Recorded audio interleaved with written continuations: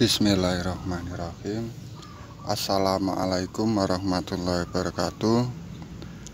Ketemu lagi dengan saya Mas Eko Nur Wahyudi. Kali ini kita akan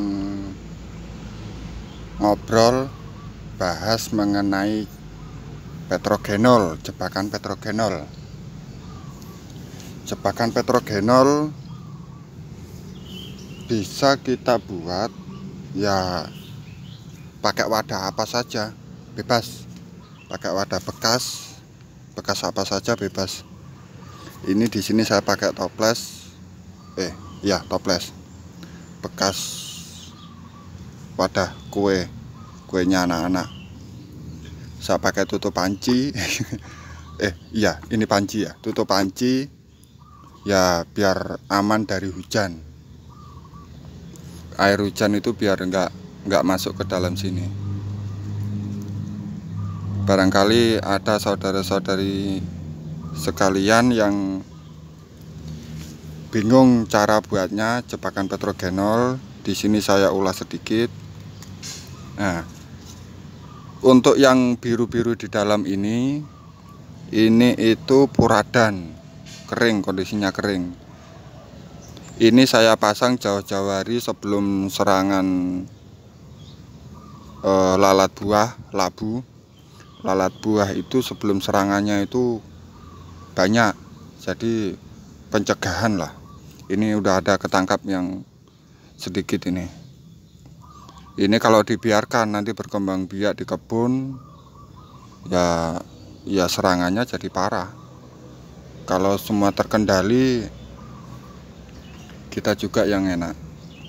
Nah, kembali lagi ke pembuatan jebakan petrogenol ini. Nah, di sini ini ada lubang. Sebentar saya buka.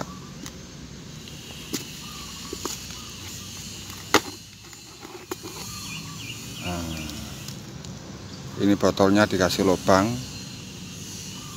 Boleh pakai solder, boleh pakai paku.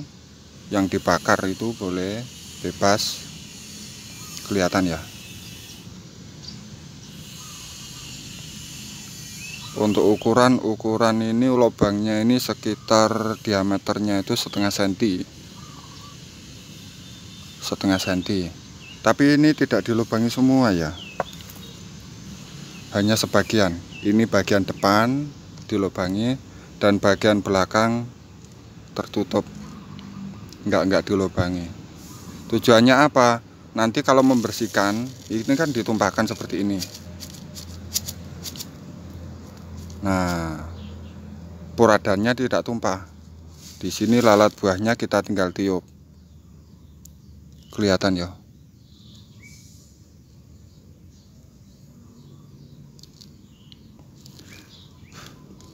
Selesai, hilang.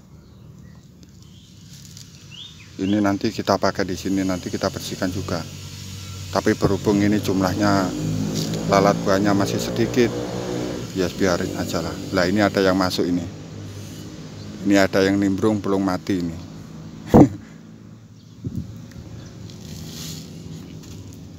Nah, ini masih bergerak ini. Oh.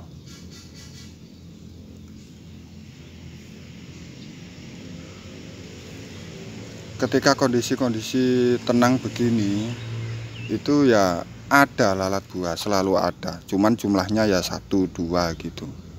Enggak terlalu banyak. Ya namanya juga ekosistem alam, ya ada hama, ada predator. Kalau hamanya hilang, nanti predatornya bingung cari makan di mana.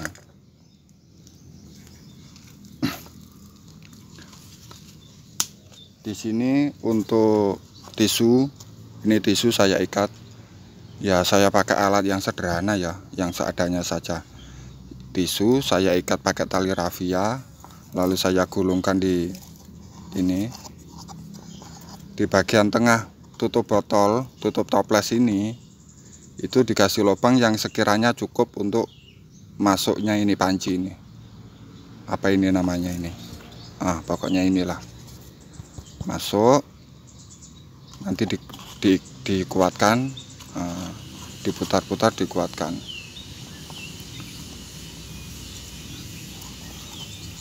Untuk larutan petrogenolnya itu ini Maaf udah usang ya. Ini ada kok di toko pertanian, saya lupa harganya, ini sudah lama ini, tinggal sedikit, tapi masih bisa lah dipakai. Boleh diteteskan, kasih 1 tetes gitu aja boleh. Boleh juga seperti ini, dituangkan ke tutupnya tadi, lalu tutupnya diusapkan di sini.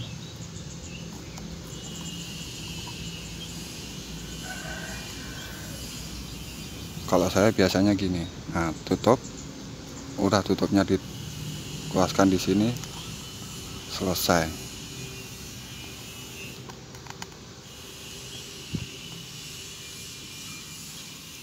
Kalau sudah, nah kalau sudah seperti ini, tinggal dipasangkan ke sini.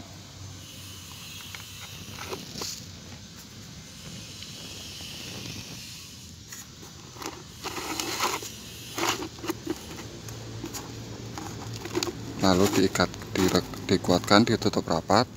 Nah, masalah teknis wadah atau yang tutup ini silahkan disiasati sendiri sesuai kondisi lahannya, sesuai apa yang ada di rumah. Jangan sampai ini rebutan sama istri, kalah kita kalau rebutan sama istri. Nah ini lalu kalau sudah selesai jadi, kita tinggal letakkan di kebun.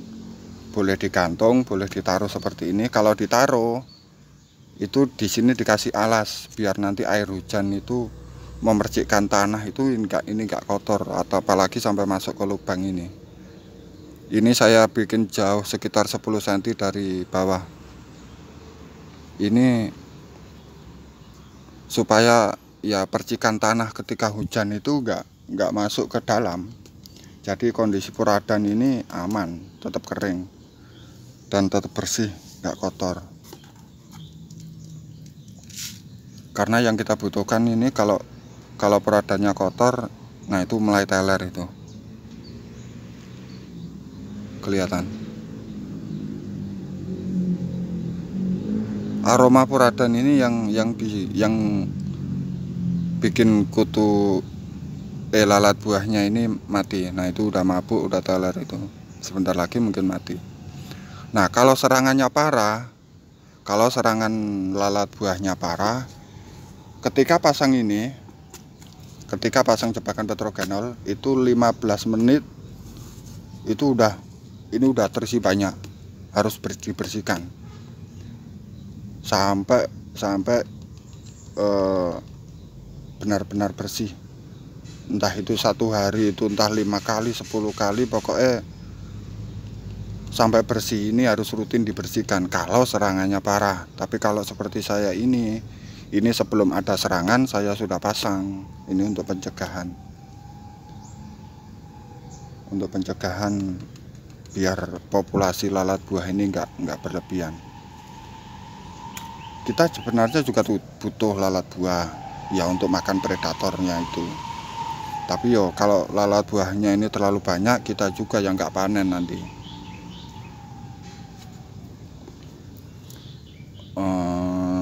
Untuk pembahasan jebakan petrogenol saya rasa cukup ya.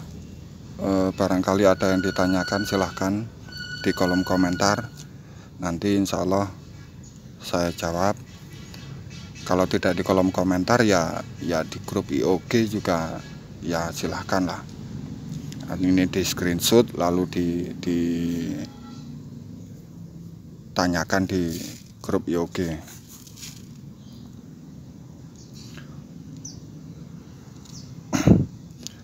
Saya rasa cukup itu untuk jebakan petrogenol.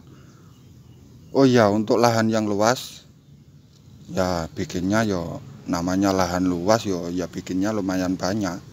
Kalau ini radius 5 meter mampu lah, 5-10 meter mampu lah kalau satu ini. Kalau lahannya luas yo cari dulu pintu anginnya itu masuknya itu dari mana. Misalkan angin datang dari barat, ya jebakan petrogenol ini diletakkan di barat. Nanti bau petrogenolnya terbawa ke timur, lalat buahnya terpancing ke barat dan masuk ini. Jangan sampai terbalik, anginnya dari barat, kita meletakkan ini di timur. Ya, kita membersihkan lahan orang nanti. Oh iya, ada yang bilang kalau pakai jebakan ini malah mengundang. Jadi malah ngumpul, malah si lalat buahnya di titik ini berada. Benar, ngumpul, semuanya ngumpul di sini. Semuanya ngumpul di sekitar sini, di sekitar tanaman. Kalau ada tanaman, ya tanamannya udah full dengan lalat buah yang ini. Makanya ya di luar tanaman kita di kebun atau kita korbankan satu dua tanaman kita untuk menyelamatkan ribuan yang lainnya. Ya enggak apa-apa lah, kita jangan serakah-serakah. Kita korbankan satu untuk menyelamatkan 1000, saya rasa yo nggak ada ruginya lah. Nah, kalau ini mengundang, ya jelas mengundang, karena ini supaya datang dan masuk. Kalau masuk dia mati. Nah, kalau ini tidak mengundang, lah buat apa ini dipasang? Jadi ya jelas ini mengundang, cuman setelah datang dia dibunuh, mati. Makanya ini harus rutin dibersihkan di dalamnya ini. Harus rutin.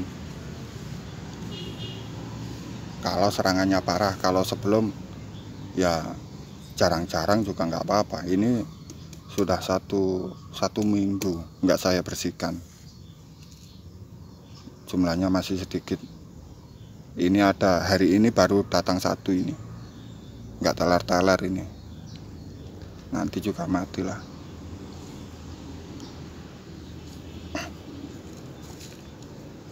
Kalau khawatir yang diundang itu merusak tanaman semuanya, ya nggak mungkin merusak semuanya. Karena datangnya itu ke sini. Datangnya ke sini. Ya, anggap saja kita itu sedekah kepada alam, membersihkan atau mengendalikan lalat buah yang ada di alam. Biar buah-buah yang punya kita, tanaman kita, terus buah-buah di sekitar tanaman kita itu aman dari lalat buah. Ya sedikit berbagi bolehlah, sedekah. Oh ya, maaf untuk background ini. Oh ya, ini cabai. Baru saja kemarin layu, tiba-tiba layu. Langsung saya kocor sama itu apa? Gamping. Ini agak kebanyakan ini kemarin. Saya segenggam gamping itu untuk satu ember hitam yang besar itu, yang 10 liter apa 12 liter itu lalu saya siramkan ke sini, ke pangkal batangnya itu 1 atau 2 gelas lah, secukupnya saja, dan sisanya untuk cabai-cabai yang lain. Dan hari ini alhamdulillah ini seger lagi, semuanya normal.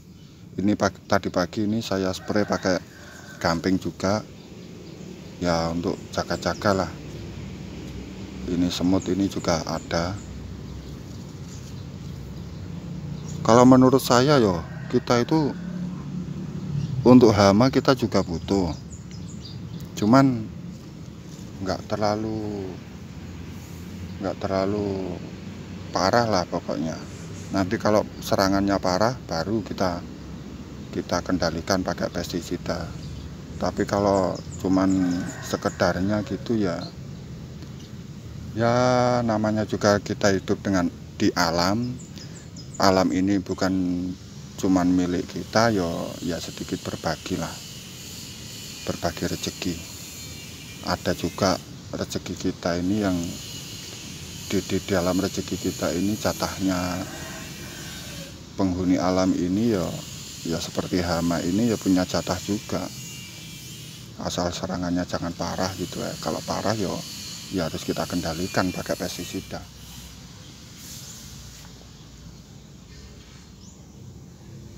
Kalau untuk patek, ada patek. Nah ini,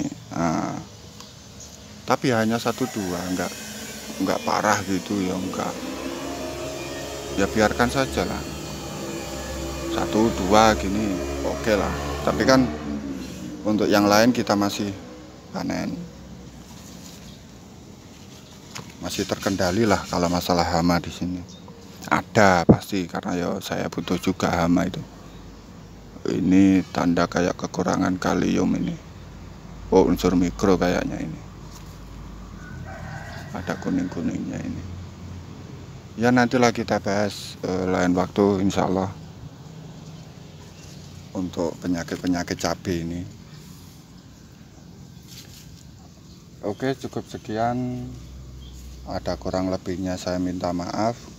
Maklum backgroundnya seperti ini, saya nggak punya studio, seadanya saja. Ini durasi kok kayaknya sudah panjang, ini 16 menit. Ada kurang lebihnya saya minta maaf. Semoga apa yang saya sampaikan ini bermanfaat, ada gunanya lah. Masa iya Pak, ngobrol panjang lebar nggak ada gunanya sama sekali. Walaupun ada 1-2 kata kan pasti ada yang bisa diambil lah untuk saudara-saudari sekalian. Oke, ada kurang lebihnya saya minta maaf. Saya akhiri, assalamualaikum warahmatullahi wabarakatuh.